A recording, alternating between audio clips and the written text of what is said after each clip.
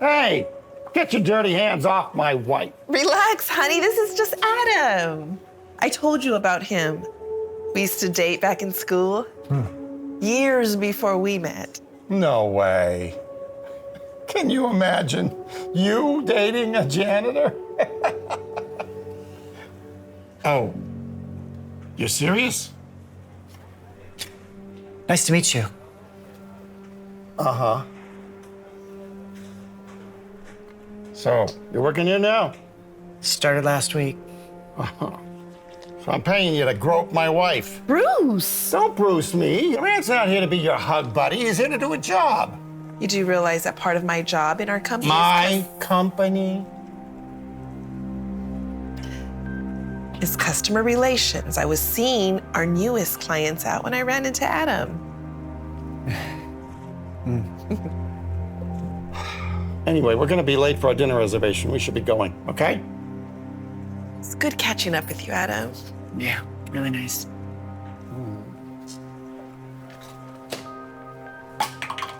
You missed a spot.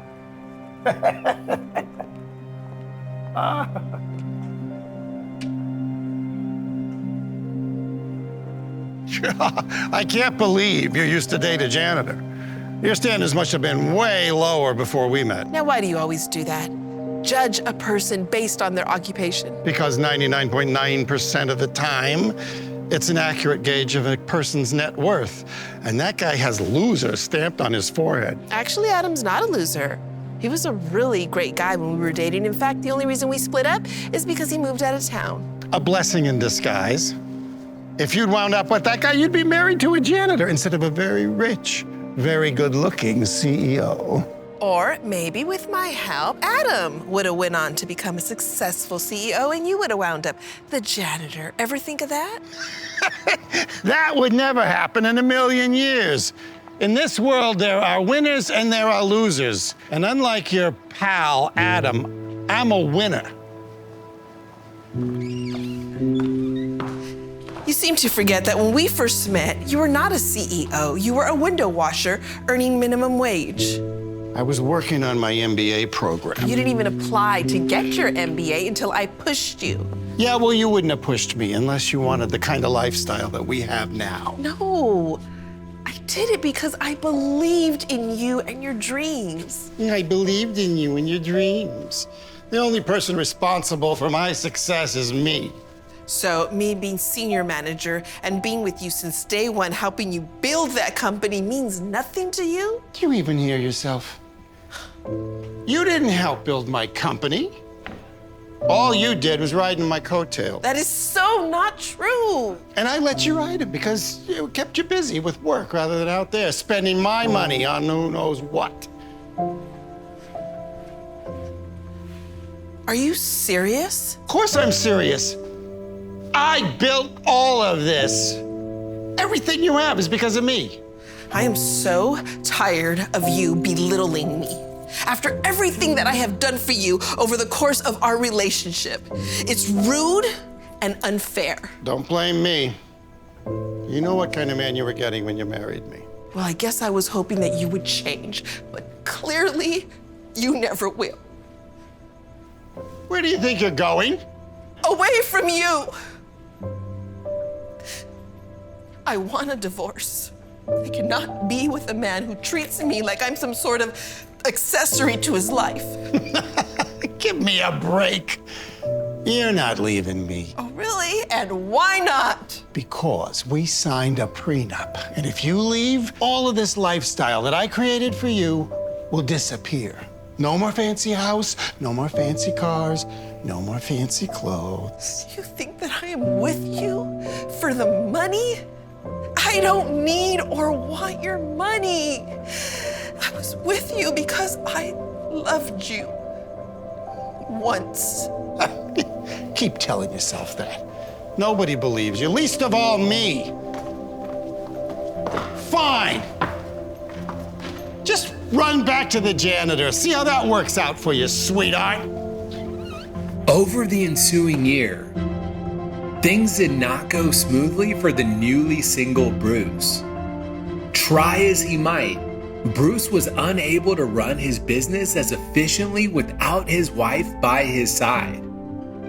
Not only was Nicole a loving and supporting partner, she was the best customer relations manager and a key part of their company's success. Less than 10 months after his wife left, Bruce had run his one successful company into the ground. Due to his ruined reputation in the industry, it was hard for Bruce to find a new job. In fact, the only jobs he could even get interviews for were janitorial positions. After months of searching, Bruce finally found a company that was willing to give him an interview. Nicole? What are you doing here? This is my new company. I started it last year.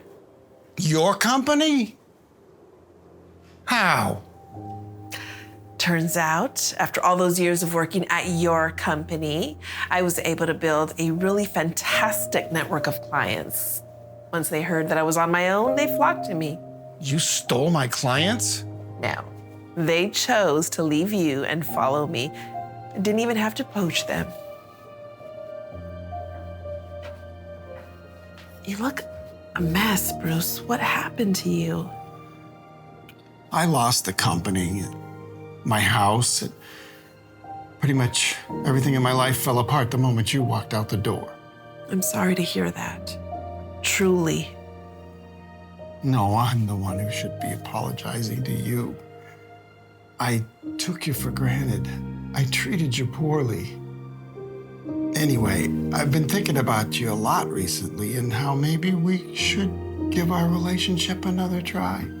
Bruce, that is not gonna happen. No, look, I know I messed up in the past, but that was then. I'm a new man now.